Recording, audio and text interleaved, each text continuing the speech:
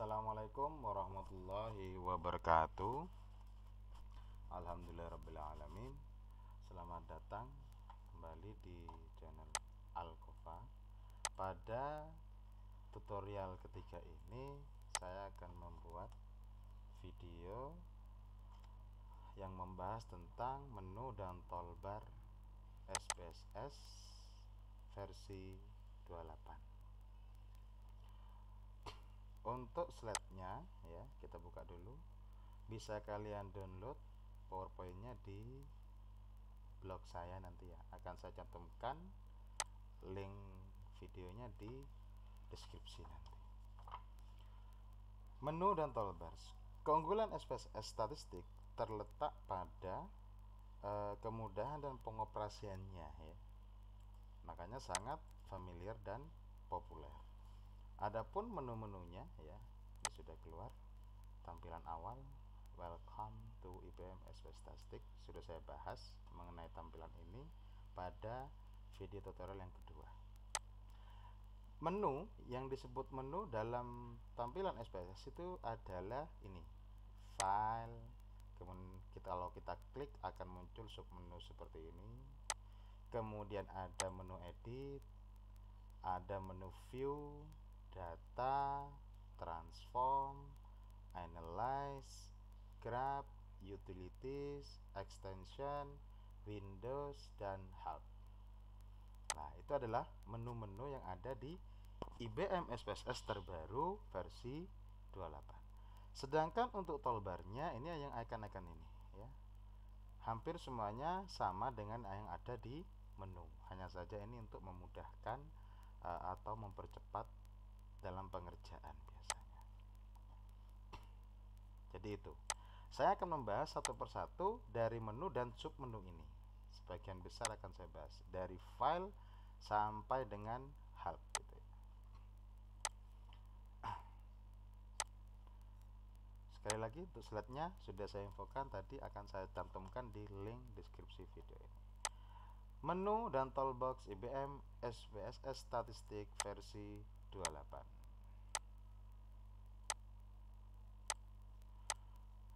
Nah, keunggulan SPSS memang letaknya adalah pada menu dan toolboxnya. Sekarang dikembangkan lagi dengan versi yang terbaru yang sudah menyatu dengan Python ya.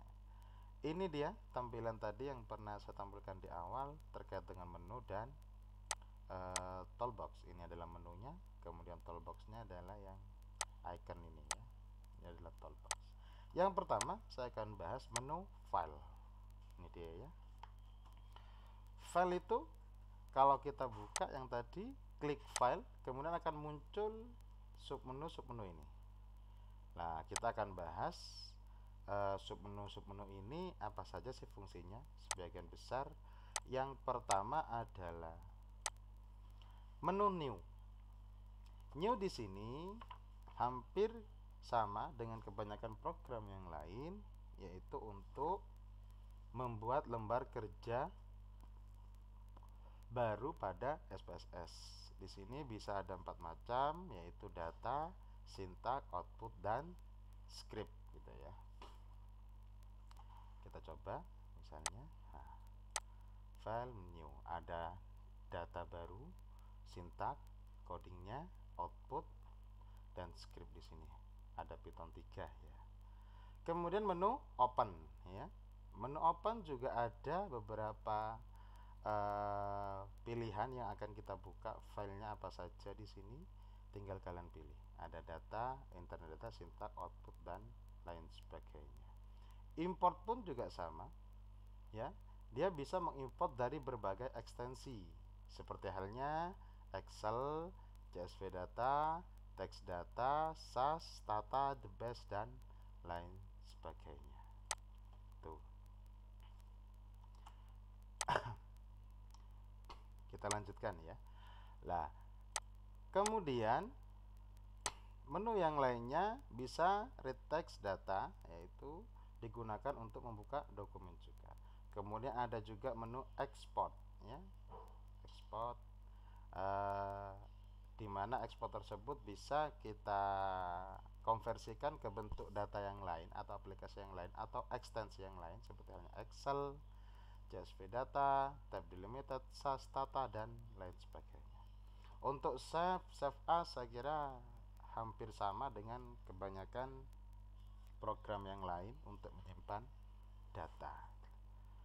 Kemudian yang selanjutnya adalah collect variable, disediakan untuk mengumpulkan variabel-variabel yang terdapat dalam dataset.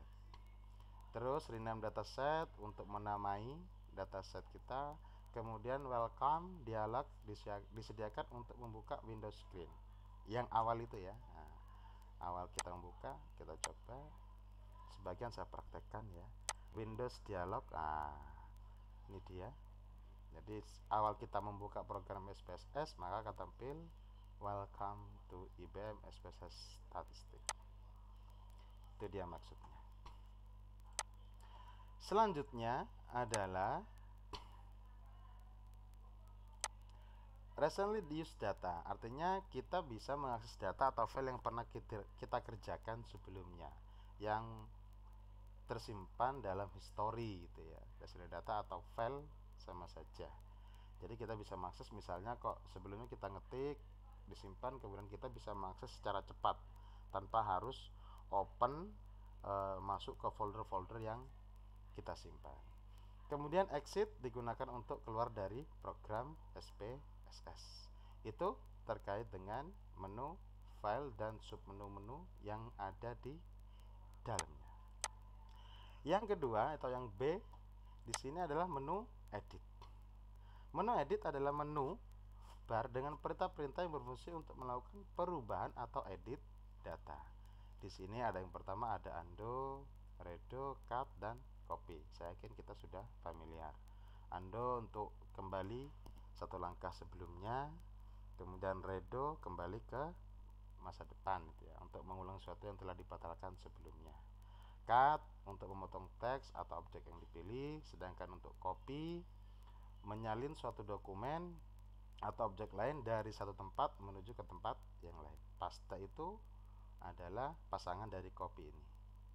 Paste itu adalah pasangannya untuk menempelkan di mana kita akan mengcopy teks atau objek yang kita kehendaki. Next, selanjutnya clear digunakan untuk menghapus ya, untuk menghapus.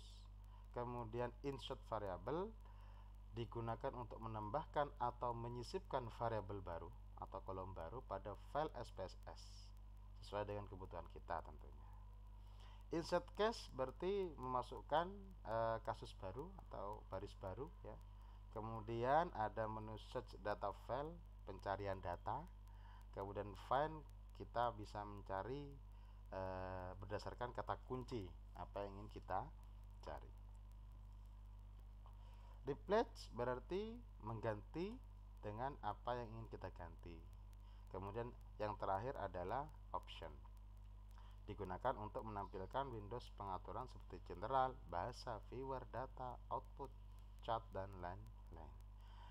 Itu sekilas tentang menu edit dan submenunya. Selanjutnya adalah menu view ya. Menu view di SPSS kalau kita klik, ini dia.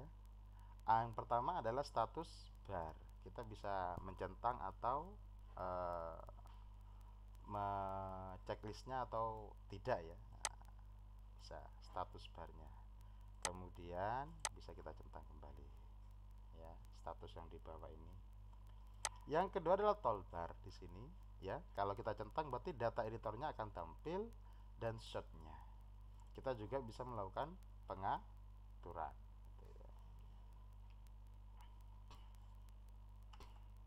Oke, kita kembali. Lah, menu editor ya digunakan untuk memunculkan kotak dialog toolbar, sedangkan font digunakan untuk memunculkan font. Grid line itu adalah garis untuk input datanya. Kita coba untuk grid line itu adalah garis ini ya, garis baris dan kolomnya ini. Saya kita hilangkan tanda checklistnya, hilang dia. Saya kira lebih enak kalau kita menggunakan grid line.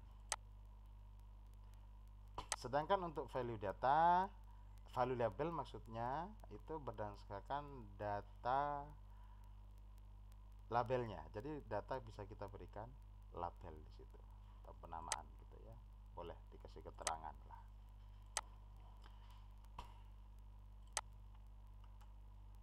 Kemudian ada custom variable view untuk mengatur variabel yang ditampilkan.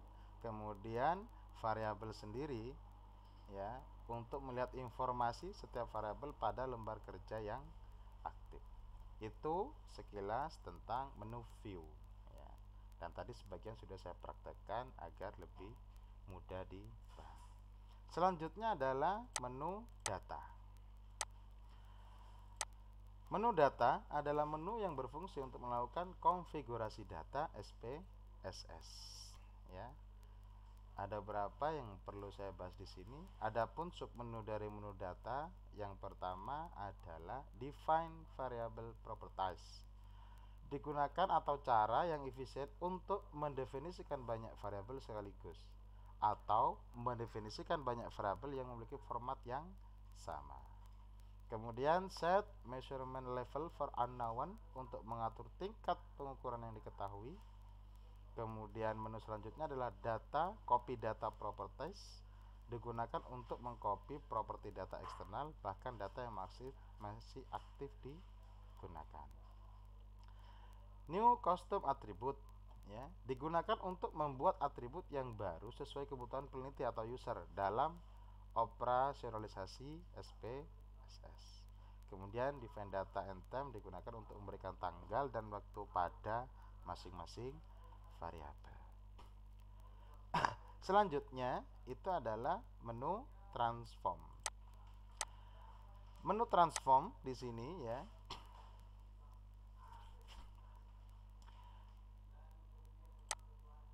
untuk menu data yang lainnya bisa dilanjutkan dengan mendownload slide-nya ya untuk mempersingkat durasi. Kemudian menu transform adalah menu bar yang berfungsi untuk melakukan transformasi variabel terkait pembentukan variabel baru dari variabel-variabel yang telah ada. Sekilas beberapa hal yang perlu saya bahas di sini. Yang pertama adalah compute variables. Digunakan untuk menghitung data variabel seperti halnya fungsi logika, operasi matematis, waktu, string, aritmatika, dan lain-lain. Yang kedua adalah programmability transformation, digunakan untuk mentransformasi data ya. Transformasi data misalnya nanti banyak itu dia cara menggunakannya. Transformasi formula juga bisa. Biasanya kita mentransformasi data log linear atau mungkin transformasi ke dalam bentuk yang lainnya gitu ya.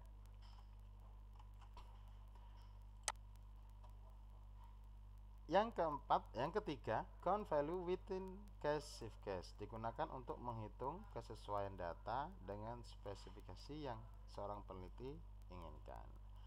Yang keempat, record into same variable, digunakan untuk mengkategorikan ulang variabel yang sama. Yang kelima adalah record into different variable, berarti variabel yang asli diganti dengan variabel yang baru. Dan yang terakhir adalah automatic record, digunakan untuk mengubah variabel secara otomatis. Selanjutnya adalah create dummy variable. Create dummy variable digunakan untuk membuat variabel dummy ya. Kemudian visual binning digunakan untuk membuat grup secara interaktif dari sebuah variabel continuous dan mengontrolnya secara visual. Optimal binning digunakan untuk mendeskripsikan salah satu atau lebih variabel dengan mendistribusikan nilai masing-masing variabel menjadi bins. Kemudian di sini yang paling menarik juga data and time series wizard. Saya percepat ya, nanti bisa dipelajari sendiri untuk yang poin-poin tertentu. Data and time series wizard atau create time series. Nah ini dia SPSS sudah mulai menyediakan untuk data-data time series. Padahal kalau kita menggunakan pengolahan data time series, kita biasanya kalau saya pribadi lebih banyak menggunakan program Fuse gitu ya. Saya kira itu. Kemudian kita lanjutkan ke menu analyze. Analyze ini yang bagian paling penting dari menu yang ada. Meskipun dari semuanya itu memang penting, namun disinilah poin utama dari menu, di mana pengolahan dan olah data statistiknya itu semua toolsnya ada di sini. Menu analyze adalah menu bar yang berfungsi untuk melakukan analisis statistika. Yang pertama submenunya ya adalah power analysis, digunakan untuk proses menentuan ukuran sampel untuk studi penelitian. Yang kedua meta analisis merupakan analisis statistika yang menggabungkan dua atau lebih penelitian sejenis sehingga diperoleh paduan data secara kuantitatif. Report digunakan untuk membuat laporan. Kemudian deskriptif statistik. Nah, ini deskriptif statistik di sini ya.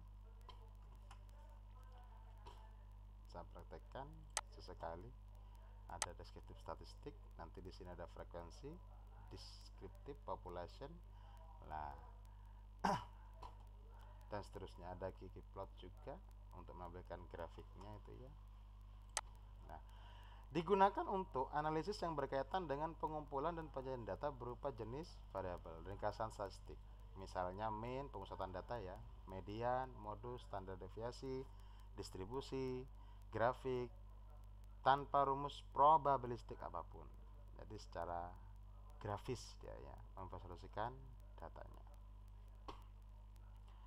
Selanjutnya ada Bayesian statistik. Digunakan untuk analisis data yang berkaitan dengan pendekatan bias.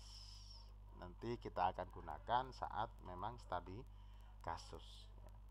Tabel digunakan untuk pembuatan berbagai tabel yang ada di SPSS. Compare mean ya. Compare mean ini digunakan untuk membandingkan rata-rata antara dua atau lebih kelompok sampel data. Kita coba pada menu compare mean ya. Nah, ada mean, one sample t-test, independent, sampel independent, Paired ini berpasangan, terus kemudian ada one way ANOVA dan seterusnya. Sangat lengkap ya menurut saya di sini ya. Kemudian selanjutnya adalah general linear model. Ada univariate, multivariate, repeat measure, dan variance component. Nah, digunakan general linear model ini digunakan untuk mengatasi kendala berubah pada respon yang tidak normal ya. Kemudian mix model ya. Selanjutnya kita bahas mix model. Digunakan untuk pengatur hubungan pada linear. Correlate atau korelasi digunakan sebagai pencari hubungan antara dua variabel atau lebih yang sifatnya kuantitatif. Kita lanjutkan karena memang banyak sekali submenunya ini ya. Regresi digunakan untuk analisis regresi sederhana atau majemuk regresi ya. Nanti tetap kita akan praktek satu persatu berdasarkan kasus tertentu. Log linear digunakan untuk menganalisis pola hubungan antar sekelompok variabel kategori yang mencakup asosiasi dua variabel atau mencakup tiga asosiasi variabel. Classify digunakan untuk klasifikasi uji variabel. Kemudian ada dimension reduction digunakan untuk analisis yang memuat informasi tentang pengelompokan variabel faktor dalam sebuah penelitian atau dikenal analisis faktor. Selanjutnya yaitu scale digunakan untuk analisis reliabilitas dan multidimensional. Kemudian di sini juga ada non parametric test. Ada juga non parametric test di sini ya. Non parametric test. Statistik non parametrik. Kalau tidak normal ya, ada distribusi datanya, kita bisa menggunakan non parametric test. Ya tidak mensyaratkan tertentu atau mungkin sampelnya di bawah 30 kita bisa juga menggunakan itu. Kemudian juga selanjutnya ada forecasting ya, peramalan ya. Biasanya kelanjutan dari regresi itu memang adalah forecasting. Jadi berdasarkan data-data sebelumnya kita bisa meramalkan data-data yang di masa mendatang. Saya pernah mengembangkan terkait dengan forecasting ini menggunakan logika fuzzy ya. Saya kombinasikan analisis statistik saya dengan menggunakan logika fuzzy. Kemudian selanjutnya adalah survival, digunakan untuk analisis survival dengan metode A-Kaplan-Meier dan Choc regression, masih tentang regresi. Multiple response, digunakan untuk membuat tabel frekuensi dan tabulasi silak untuk beberapa set respon. Kemudian yang selanjutnya adalah simulation, ya, digunakan untuk simulasi data input ke model prediktif menggunakan metode Monte Carlo dan mengevaluasi model berdasarkan data simulasi. Quality control digunakan untuk analisis pengendalian kualitas berdasarkan prinsip-prinsip dan konsep statistik. Kemudian yang terakhir adalah spatial and temporal modeling, yang digunakan untuk analisis penelitian dengan metode penelitian jangka panjang pada suatu daerah. Itu dia submenu-submenu yang ada dalam analyze. Tentu saja ini butuh praktek. Nanti akan saya buatkan kasus-kasus tertentu yang pertama berdasarkan popularitasnya, yang kedua adalah kita agar lebih detail mempraktekkan dari masing-masing kegunaan submenu analyzing. Sangat banyak sekali. Kita lanjutkan dulu. Yang selanjutnya adalah menu graph. Graph adalah menu bar yang berfungsi untuk membuat atau memvisualisasikan grafik menggunakan chart editor. Ada beberapa di sini, ya, beberapa submenu. Ada chart builder yang digunakan untuk membuat grafik seperti bar, ini Instagram dan seterusnya. Pichart juga bisa. Graph ini chart builder, kita bisa buka data sembarang sebenarnya dari chart builder untuk membuat grafik lah. Kemudian ada selanjutnya, ya, saya lanjutkan adalah menu utilities. Saya persingkat untuk submenu-submenu yang lainnya. Utilities di sini adalah menu yang berfungsi untuk menampilkan informasi, data, serta menjalankan script yang berisi daftar variabel yang sedang aktif dan memungkinkan untuk mengatur data secara bersama-sama. Di sini terkait dengan script atau coding, bahasa coding, ya. Selanjutnya adalah menu extension. Lah, extension ini adalah menu tambahan atau plugin, ya. Bahasanya itu plugin. Di sini ada extension hub. Yang pertama adalah extension hub, merupakan pusat ekstensi yang dapat dipilih dan install. Kita bisa menambahkan program-program tertentu yang disediakan atau yang terkoneksi, kemudian diinstal ke komputer kita. Kemudian install local extension bundle, kita bisa melakukannya di sana, diinstal di komputer kita. Tambahan programnya lah, ya, tambahan programnya. Kemudian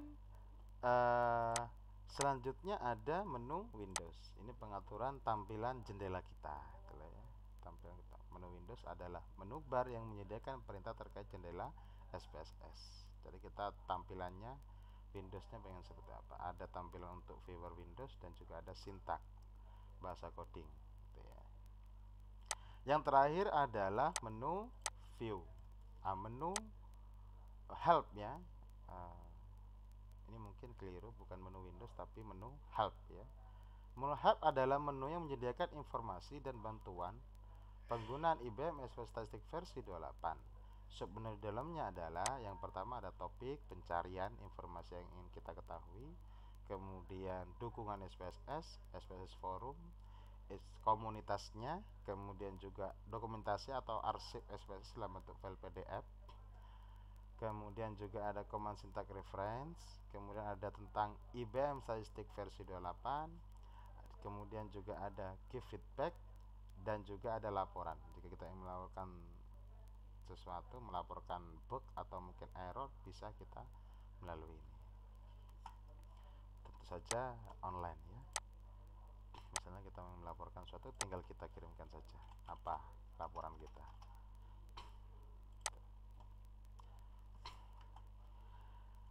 Itu dia terkait dengan submenu help, ya. Selanjutnya adalah menu toolbars. Artinya toolbars atau icon-icon yang ditampilkan di sini. Saya kira ini langkah cepat untuk mengakses menu gitu ya.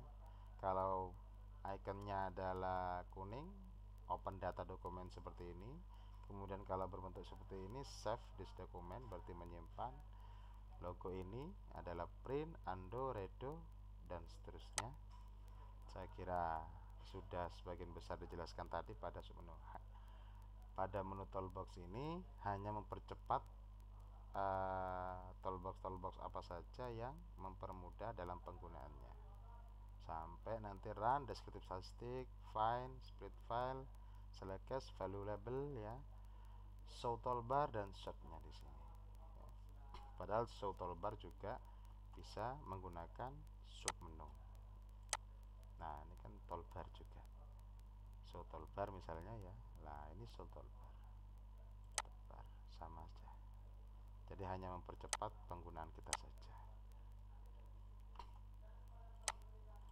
Saya kira itu sekilas atau keterangan terperinci mengenai menu dan toolbox yang ada di SPSS versi 28. Untuk sekali lagi, untuk slide-nya bisa kalian download di link deskripsinya atau di blog yang saya cantumkan di sini ya. Tinggal kalian download saja. Saya kira itu sekian. Saya akhiri. Kurang lebihnya mohon maaf. Assalamualaikum warahmatullahi wabarakatuh.